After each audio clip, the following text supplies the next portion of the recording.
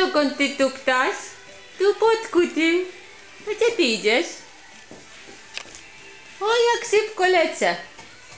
Jak szybko lecę. Przeleciałam całą chałupę. Sztuś i pseś. Idę z powrotem? No dobrze. Z powrotem, tak? No? Jeszcze coś powiesz mamie? Mimi? Mimiczku? Ale nie rób ty bałaganu, Boże. Mimi? Halo, halo? Tak? Halo, halo? Rozmawiasz przez telefon? Halo, halo?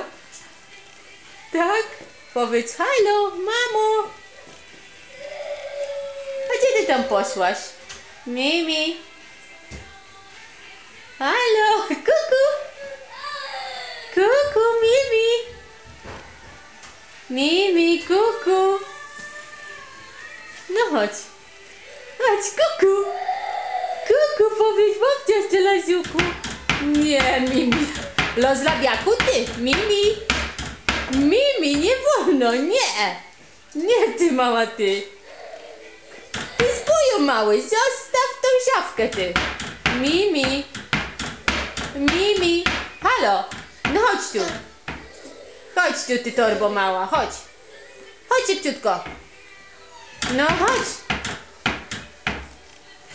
No tak, jeszcze... Oj. No. Sobie krzywdę zrobisz. Ty. No chodź. Chodź szybciutko.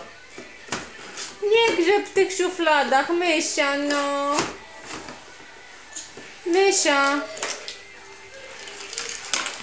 No tak, najlepiej.